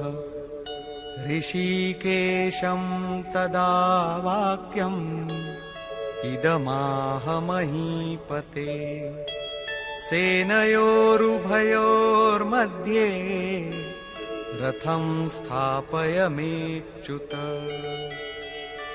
সংযম রূপ সঞ্জয় অজ্ঞানাবৃত মনকে বোঝালেন যে, হে রাজন, কপিধ্বজা বৈরাগ্যরূপ হনুমান, বৈরাগ্যই যার ধ্বজা। ধ্বজাকে রাষ্ট্রের প্রতীক বলা হয়। কারো কারো মতে পতাকা চঞ্চল ছিল, তাই কপিধ্বজ বলা হয়েছে, কিন্তু তা নয়। এখানে কপি সাধারণ বানর নয়, স্বয়ং হনুমানই ছিলেন, যিনি মান অপমানের হনন করেছিলেন। সমমান নিরাদর আদরহীন। প্রকৃতির বিষয়বস্তু থেকে আসক্তির ত্যাগই বৈরাগ্য। অতএব বৈরাগ্যই যার ধ্বজা। সেই অর্জুন ব্যবস্থিত রূপে ধৃতরাষ্ট্রের পুত্রগণকে দাঁড়িয়ে থাকতে দেখে শস্ত্র চালনার মুহূর্তে ধনুক তুলে ঋষিকেশম, যিনি হৃদয়ের সর্বস্বের জ্ঞাতা, সেই যোগেশ্বর শ্রীকৃষ্ণকে বললেন, হে অচ্যুত, অর্থাৎ যিনি কখনো চ্যুত হন না, আমার রথ উভয় সেনার মধ্যে স্থাপন করুন। এখানে সারথীকে আদেশ দেওয়া নয়, ইষ্টের অর্থাৎ সদ্গুরুর প্রতি অনুরোধ করা হয়েছে। কেন স্থাপন করবেন? यावदेतान्निरीक्षेऽहम् योद्धुकामानवस्थितान् कैर्मया सह योद्धव्यम् अस्मिन् रणसमुद्यमे। যতক্ষণ আমি যুদ্ধার্থে অবস্থিত এদের উত্তম রূপে নিরীক্ষণ না করি যে এই মহারণে আমাকে কাদের সঙ্গে যুদ্ধ করতে হবে এবং কে কে আমার সঙ্গে যুদ্ধ করার যোগ্য।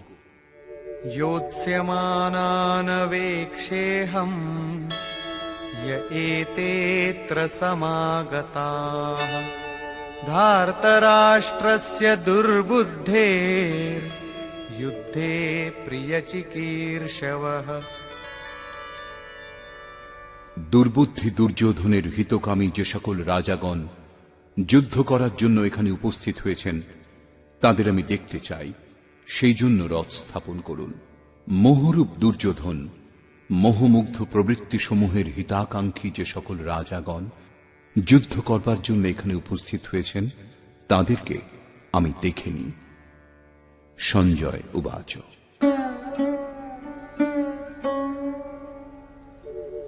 एवमुक्तो ऋषिकेशो गुडाकेशेन भारत सेनयोरुभयोर्मध्ये स्थापयित्वा रथोत्तमम् भीष्मद्रोणप्रमुखतः सर्वेषां च महीक्षिताम् उवाच पार्थ पश्यैतान् সমবেতান কুরু নীতি।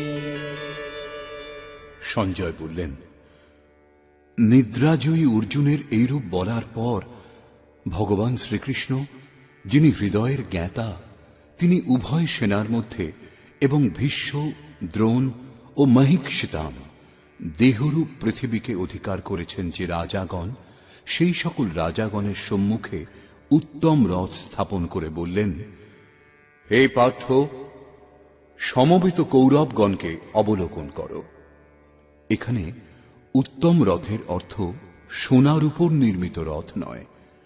সংসারে উত্তমের পরিভাষা নশ্বর বস্তুর অনুকূলতা প্রতিকূলতার উপর দেওয়া হয়, কিন্তু এই পরিভাষা পূর্ণ নয়, যা আমাদের আত্মা অর্থাৎ স্বরূপের সঙ্গে সর্বদা সহযোগিতা করে, তাই একমাত্র উত্তম, যার পর অনুত্তম অর্থাৎ মলিনতা বলে আর কিছু থাকে না। তত্রাপশ্যৎ স্থিতান পার্থঃ পিতॄনথ পিতামহান আচার্যান মাতুলান ভ্রাতॄন পুত্রান পৌত্রান সখীনস্তথা শ্বশুরান সুহৃদশ্চৈব সেনয়োরুভয়োরপি।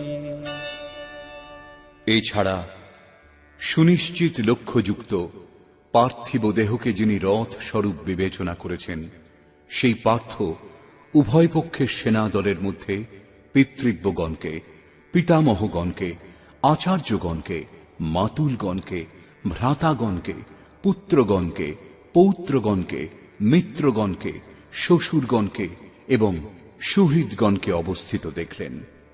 উভয় সেনাদলের মধ্যে অর্জুন কেবল নিজের পরিবার, মামার পরিবার, শ্বশুরের পরিবার এবং সুহৃদ ও গুরুজনদের দেখতে পেলেন। মহাভারতকালের গণনা অনুসারে 18 অক্ষৌহিনী অর্থাৎ আনুমানিক 40 লক্ষের সমকক্ষ হবে, কিন্তু প্রচলিত গণনা অনুসারে 18 অক্ষৌহিনী অর্থাৎ 6.5 আরব সংখ্যায় হবে, যা আজকের বিশ্বের জনসংখ্যার সমকক্ষ।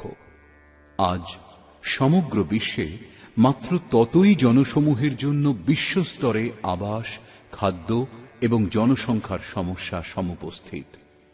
এই বিশাল জনসমূহ অর্জুনের 3-4টি আত্মীয়ের পরিবারই মাত্র ছিল। এত বিশাল পরিবার কি কারো হয়? কখনোই না। এই সকলই হৃদয় ক্ষেত্রের ছবি।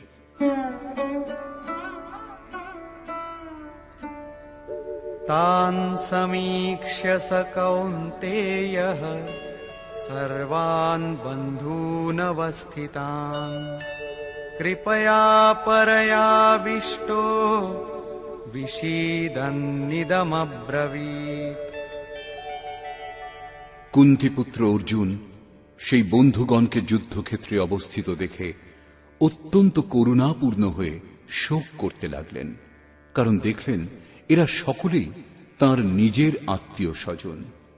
অতএব বললেন, অর্জুন উবাচ।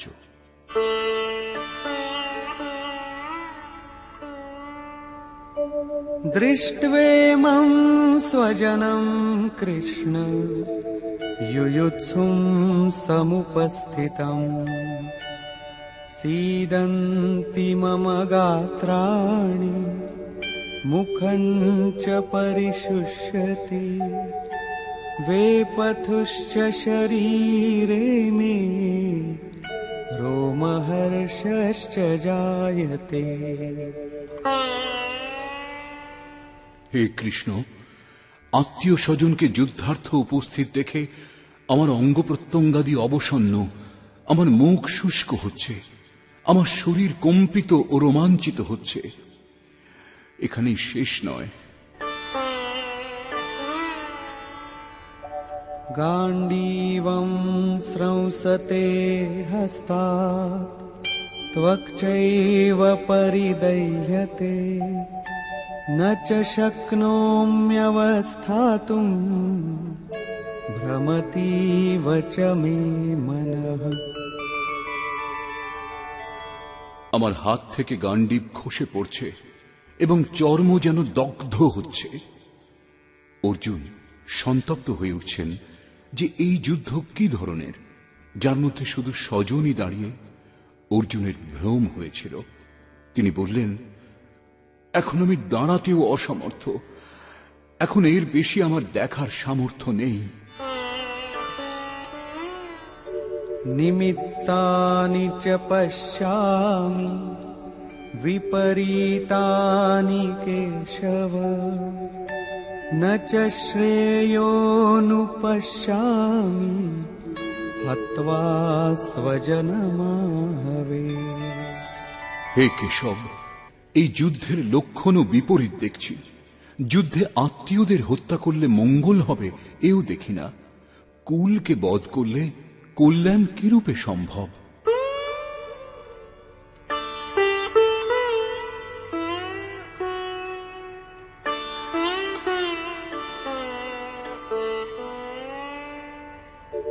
न काङ्क्षे विजयं कृष्ण न च राज्यं सुखानि च किन्नो राज्येन गोविन्द किं भोगैर्जीवितेन वा। সম্পূর্ণ পরিবার যুদ্ধে উপস্থিত হয়েছেন। এদের যুদ্ধে বধ করে বিজয়, সেই বিজয়ের দ্বারা প্রাপ্ত রাজ্য ও রাজ্য সুখ অর্জুন চান না। তিনি বললেন, হে কৃষ্ণ, আমি বিজয় চাই না, রাজ্য এবং সুখ ভোগ কামনা করি না। হে গোবিন্দ, আমাদের রাজ্যে কি প্রয়োজন, আর সুখ ভোগে বা জীবন ধারণেই বা কি প্রয়োজন? কেন?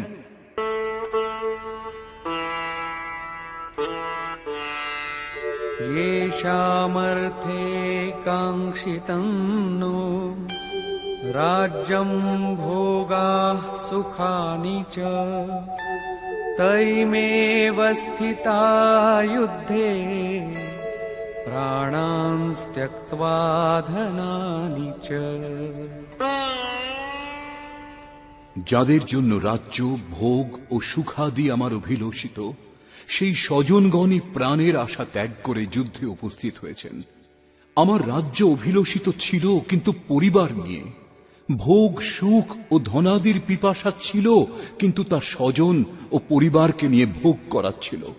কিন্তু যখন তারা সকলেই প্রাণের আশা ত্যাগ করে যুদ্ধে উপস্থিত হয়েছেন, তখন আমার সুখ ভোগ বা রাজ্যের প্রয়োজন নেই। এ সকলই এদের জন্য প্রিয় ছিল। এদের থেকে পৃথক হয়ে এ সকলের আমার আর প্রয়োজন নেই। যতক্ষণ পরিবার থাকে ততক্ষণ এই কামনাগুলিও থাকে। কুঁড়ে ঘরে বাস করে যে ব্যক্তি, সেও নিজের পরিবার, বন্ধু এবং আত্মীয়দের বধ করে বিশ্বের সাম্রাজ্য স্বীকার করবে না। অর্জুনের বক্তব্য এই যে ভোগ, যুদ্ধে জয়লাভ আমি চেয়েছিলাম, কিন্তু যাদের জন্য চেয়েছিলাম যখন তারাই থাকবে না, তখন আর আমার ভোগের কি প্রয়োজন? এই যুদ্ধে আমি কাকে বধ করব?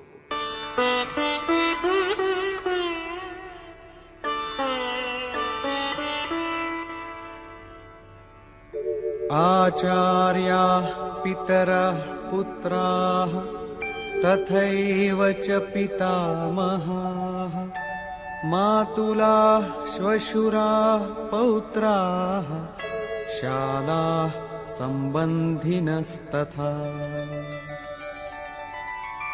এই যুদ্ধে আচার্যগণ, পিতৃব্যগণ, পুত্রগণ, পিতামহগণ, মাতুলগণ, শ্বশুরগণ, পৌত্রগণ, শ্যালকগণ এবং স্বজনগণই উপস্থিত হয়েছেন।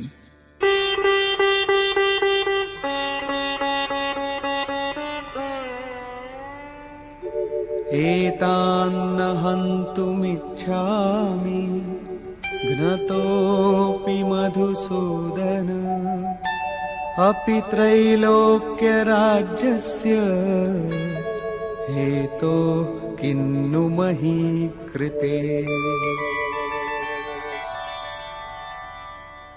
হে মধুসূদন, এরা আমাকে বধ করলেও ত্রৈলোক্য রাজ্যের জন্য আমি এদের বধ করতে চাই না। পৃথিবী মাত্র রাজ্যের জন্য কি কথা। 18 অক্ষৌহিণী সেনার মধ্যে অর্জুন কেবল নিজের পরিবারকেই দেখতে পেয়েছিলেন। এত অধিক স্বজন বাস্তবে কারা? বস্তুত অনুরাগী অর্জুন। সাধন ভজনের শুরুতে প্রত্যেক অনুরাগীর সম্মুখে এই সমস্যাই দেখা দেয়। সকলেই চায় সাধন ভজন করে পরম সত্যকে লাভ করতে, কিন্তু জ্ঞানী সদ্গুরুর সংরক্ষণে অনুরাগী সাধক যখন ক্ষেত্রজ্ঞের সংঘর্ষ অনুভব করেন, তাকে কার কার সঙ্গে যুদ্ধ করতে হবে বুঝতে পারেন, তখনই হতাশ হয়ে পড়েন। তিনি চান তার পিতার পরিবার, শ্বশুরের পরিবার, মামার পরিবার, সুহৃদ, বন্ধু এবং গুরুজন সবাই সঙ্গে থাকুন, সকলেই সুখী থাকুন এবং এদের সকলকে সুস্থিত করে তিনি পরমাত্ম স্বরূপ লাভও করে নেবেন। কিন্তু যখন জানতে পারেন আরাধনার পথে অগ্রসর হতে হলে পরিবার ত্যাগ করতে হবে, এই সম্বন্ধগুলির মোহ থেকে মুক্ত হতে হবে, তখনই তিনি অধীর হয়ে ওঠেন। পূজ্য মহারাজজি বলতেন, মৃত্যু হওয়া এবং সাধু হওয়া একই ব্যাপার। সাধুর জন্য এই পৃথিবীতে কেউ জীবিত থাকলেও গৃহ সম্বন্ধীয় কেউই থাকবে না। যদি থাকে তাহলে সম্বন্ধ বিদ্যমান, মোহ শেষ হয়েছে কোথায়? পূর্ণ ত্যাগ অর্থাৎ সম্বন্ধের অস্তিত্ব বিলীন হবার পরেই সাধক জয়লাভ করেন। এই সম্বন্ধগুলির প্রসারই জগৎ, অন্যথা জগতে আমার বলে কি আছে? তুলসীদাস কহ চিদ বিলাস জগ বুঝত বুঝত বুঝে, অর্থাৎ মনের প্রসারই এই জগৎ। যোগেশ্বর শ্রীকৃষ্ণ মনের প্রসারকেই জগৎ বলে সম্বোধন করেছেন। যিনি এর প্রভাব রোধ করতে সক্ষম হয়েছেন, তিনি চরাচর বিশ্ব জয় করেছেন। ইহৈব দৈর্জিতঃ সর্গো এষাম সাম্যে স্থিতম মনঃ। এমন কথা নয় যে কেবল অর্জুনই অধীর ছিলেন। সকলের হৃদয়েই অনুরাগ আছে। প্রত্যেক অনুরাগী ব্যাকুল হন। আত্মীয় স্বজনের স্মৃতি তাকে ব্যাকুল করে। সাধনার আরম্ভে প্রত্যেক সাধক চিন্তা করেন যে ভজন করে কিছু লাভ হলে এদের সঙ্গে তা ভোগ করা যাবে, সকলেই সুখী হবে। কিন্তু যখন এরা সঙ্গে থাকবে না, তখন সুখের আর কি প্রয়োজন? অর্জুনের দৃষ্টি রাজ্য সুখ পর্যন্তই সীমাবদ্ধ ছিল। তিনি ত্রিলোকের সাম্রাজ্যকেই সুখের পরাকাষ্ঠা ভেবেছিলেন। এর বেশি কোনো সত্য আছে একথা অর্জুন এখনো জানেন না।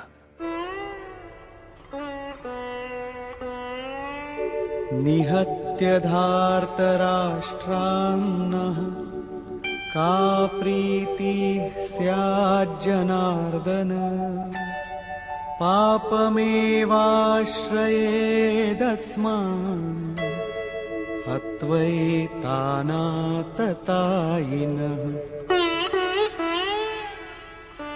হে জনার্দন, ধৃতরাষ্ট্রের পুত্রগণকে বধ করলে আমাদের কি সুখ হবে? যেখানে ধৃতরাষ্ট্র অর্থাৎ ধৃষ্টতার রাষ্ট্র তার থেকে উৎপন্ন মোহরূপ দুর্যোধনাদিকে বধ করলে আমাদের কি আনন্দ হবে? এই সকল আততায়ীকে হত্যা করলে আমাদের পাপই আশ্রয় করবে। জীবন যাপনের তুচ্ছ লাভের জন্য যে অনীতির সাহায্য নেয় তাকে আততায়ী বলে, কিন্তু যে আত্মোন্নতির পথে অবরোধ সৃষ্টি করে সে আরো বড় আততায়ী। আত্মদর্শনে বাধক কাম, ক্রোধ, লোভ, মোহ এইসবই আততায়ী।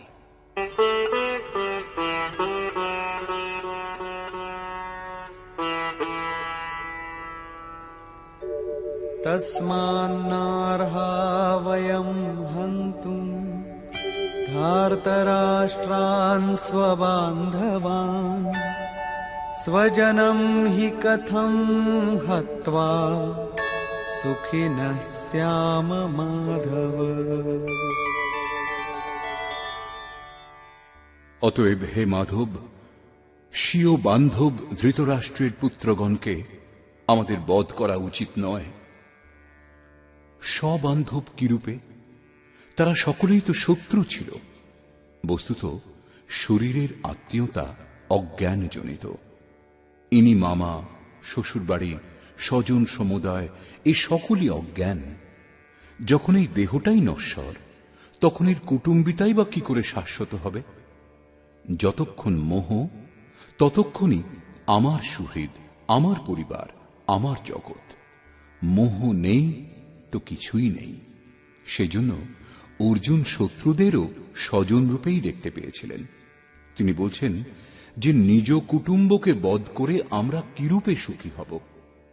যদি অজ্ঞান ও মোহ না থাকে তবে কুটুম্বেরও কোনো অস্তিত্ব নেই।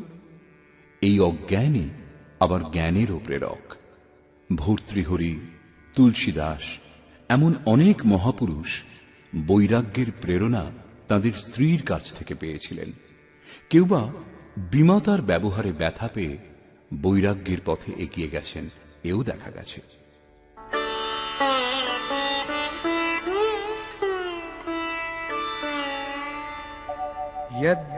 यद्यप्येतेन पश्यन्ति लोभोपहत चेतसः कुलक्षयकृतं दोषं मित्रद्रोहे च पातकम्।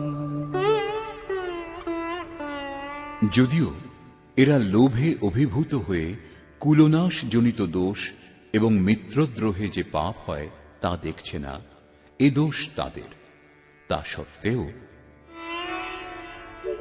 कथं न ज्ञेयमस्माभिः पापादस्मान्निवर्तितुं कुलक्षयकृतं दोषं प्रपश्यद्भिर्जनार्दन।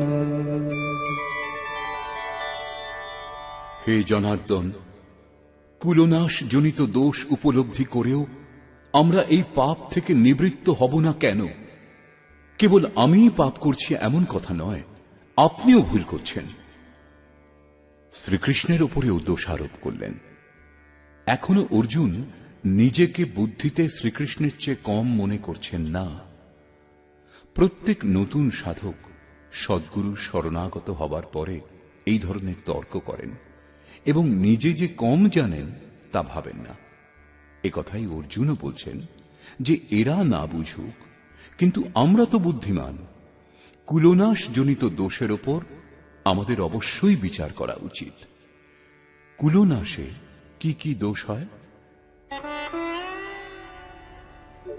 कुलक्षये प्रणश्यन्ति कुलधर्माः सनातनाः धर्मे नष्टे कुलं कृत्स्नम् अधर्मोऽभिभवत्युत।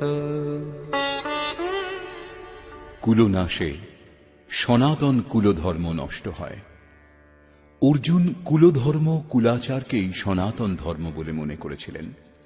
ধর্ম নষ্ট হলে সম্পূর্ণ কুলকে পাপ দাবিয়ে দেয়।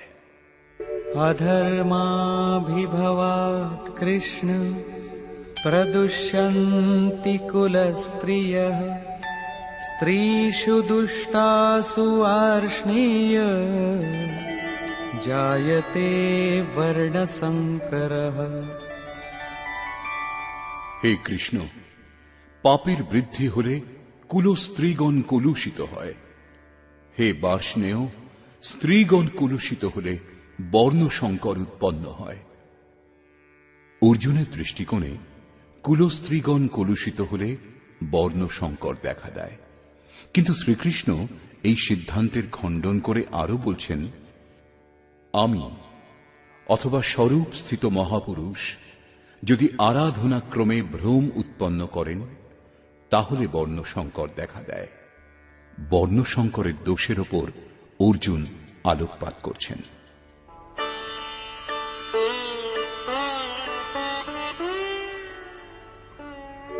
संकरो नरकायैव कुलघ्नानां कुलस्य च पतन्ति पितरो येषां लुप्तपिण्डोदकक्रियाः। বর্ণসংকর হলে কুলনাশকগণ এবং কুল নরকে পতিত হয়। যাদের পিণ্ডক্রিয়া লুপ্ত হয়েছে তাদের পিতৃপুরুষগণ পতিত হন, বর্তমান নষ্ট হয়, পিতৃপুরুষগণ স্খলিত হন এবং উত্তর পুরুষদেরও পতন হবে। শুধু তাই নয়, दोषैरेतैः कुलघ्नानां वर्णसंकरकारकैः उत्साद्यन्ते जातिधर्माः कुलधर्माश्च शाश्वताः। এই সকল বর্ণসংকর কারক দোষের দ্বারা কুল এবং কুলঘাতকগণের সনাতন কুলধর্ম এবং জাতি ধর্ম নষ্ট হয়। অর্জুন মনে করতেন কুলধর্ম সনাতন, কুলধর্মই শাশ্বত, কিন্তু শ্রীকৃষ্ণ একথা খণ্ডন করে বললেন, আত্মাই সনাতন শাশ্বত ধর্ম। বাস্তবিক সনাতন ধর্মকে জানার আগে মানুষ ধর্মের নামে কোনো না কোনো চিরাগত কুরীতি মেনে চলে। তেমনি অর্জুনও যা জানতেন শ্রীকৃষ্ণের অনুসারে তা কুপ্রথা। उत्सन्नकुलधर्माणां मनुष्याणां जनार्दन नरके नियतं वासो भवतीत्यनुशुश्रुमा। হে জনার্দন, যাদের কুলধর্ম নষ্ট হয়েছে তাদের অনন্তকাল নরকে বাস করতে হয়, এইরূপ আমি শুনেছি। কেবল কুলধর্মই নষ্ট হয় না, পরন্তু শাশ্বত সনাতন ধর্মও নষ্ট হয়ে যায়। যাদের ধর্ম নষ্ট হয় তাদের অনন্তকাল পর্যন্ত নরকে বাস করতে হয়, এটা আমি শুনেছি, দেখিনি, কেবল শুনেছি। अहो बत महत्पापं कर्तुं व्यवसिता वयं यद्राज्यसुखलोभेन हन्तुं स्वजनमुद्यताः। দুঃখের বিষয় যে আমরা বুদ্ধিমান হয়েও মহা পাপ করতে প্রবৃত্ত হয়েছি। রাজ্য সুখের লোভে নিজ কুলকে হত্যা করতে উদ্যত হয়েছি। এখনো পর্যন্ত অর্জুন নিজেকে কম জ্ঞাতা বলে মনে করছেন না। শুরুতে প্রত্যেক সাধক এইরূপই বলেন।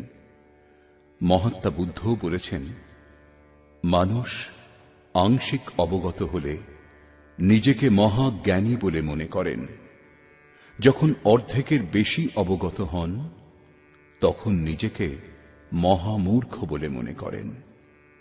তেমনি অর্জুনও নিজেকে জ্ঞানীই ভাবছেন।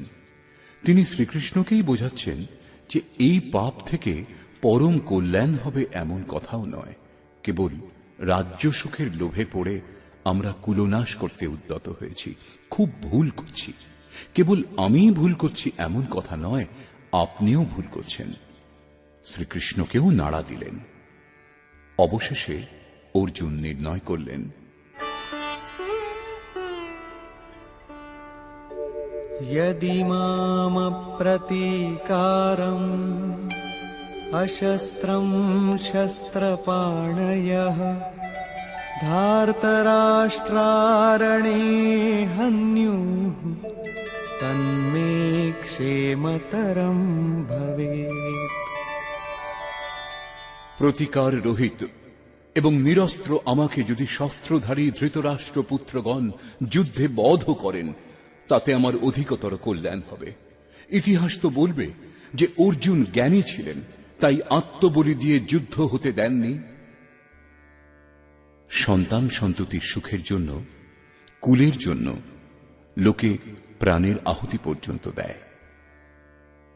বিদেশে গিয়ে বৈভবপূর্ণ প্রাসাদে থাকলেও অল্পদিনের মধ্যেই নিজের কুঁড়ে ঘরের কথা মনে পড়ে। মোহ এত প্রবল হয়। তাই অর্জুন বললেন যে শস্ত্রধারী ধৃতরাষ্ট্র পুত্রগণ প্রতিকারে অনিচ্ছুক আমাকে যদি যুদ্ধে বধ করেন, তবু তা আমার জন্য অতি কল্যাণকর হবে। পরিবার তো সুখী থাকবে। সঞ্জয় উবাচ।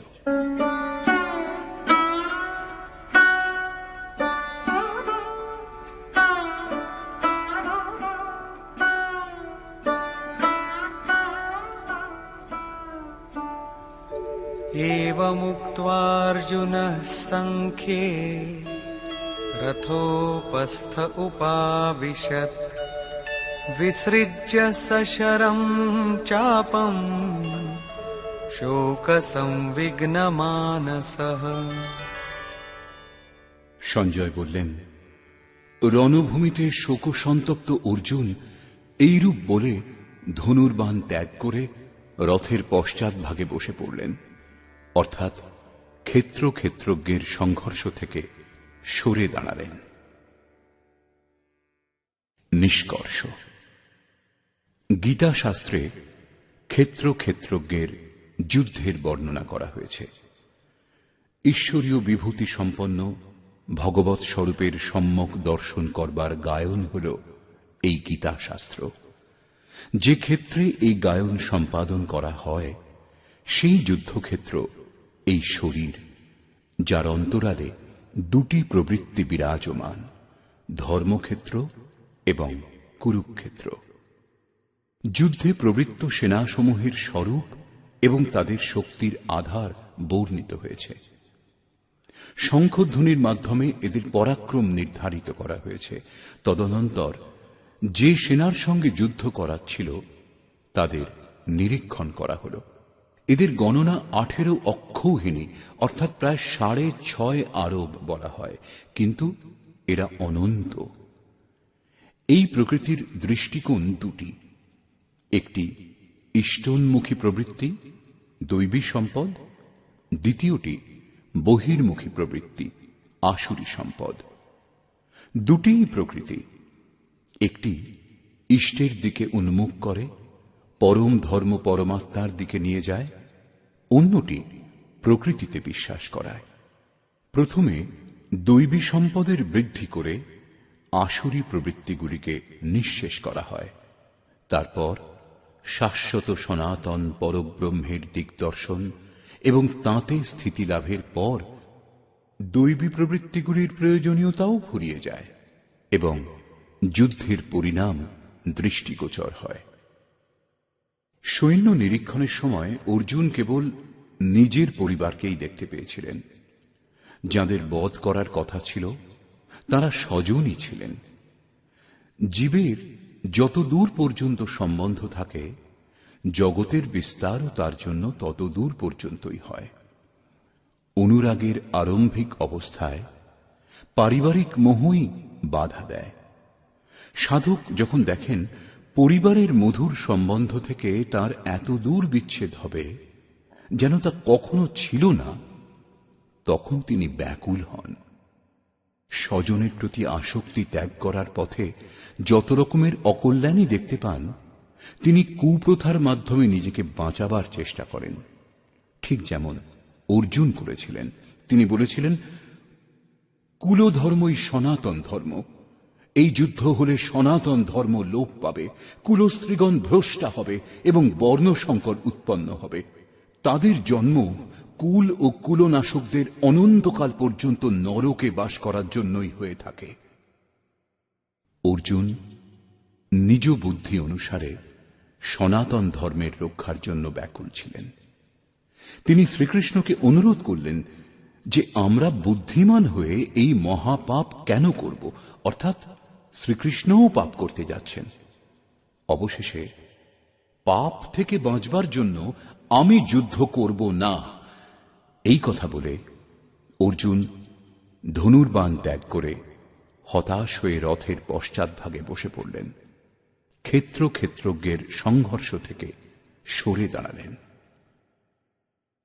টিকাকারগণ বর্তমান অধ্যায়ের নামকরণ অর্জুন বিষাদ যোগ করেছেন। অর্জুন অনুরাগের প্রতীক। সনাতন ধর্মের জন্য ব্যাকুল অনুরাগীর বিষাদ যোগই কারণ হয়। এই বিষাদ মনুর হয়েছিল। হৃদয় বহুত দুঃখ লাগ, জন্ম গয়ু হরি ভগত বিনু। সংশয় পড়েই মানুষ বিষাদ করে। অর্জুনের সন্দেহ হয়েছিল যে বর্ণসংকর উৎপন্ন হবে, যারা নরকে নিয়ে যাবে, সনাতন ধর্ম লোপ পাবে, এমন বিষাদও তাঁর হয়েছিল। অতএব সংশয় বিষাদ যোগের সামান্য নামকরণ বর্তমান অধ্যায়ের জন্য উপযুক্ত বলে মনে হয়। অতএব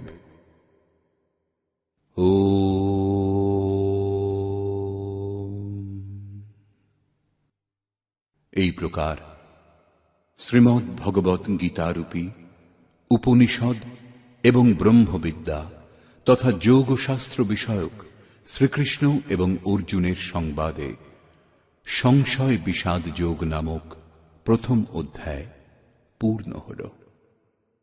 এই প্রকার শ্রীমৎ পরমহংস পরমানন্দজির শিষ্য স্বামী অর্গড়ানন্দকৃত শ্রীমদ্ ভগবৎ গীতার ভাষ্য যথার্থ গীতাতে সংশয় বিষাদ যোগ নামক প্রথম অধ্যায় সমাপ্ত হল।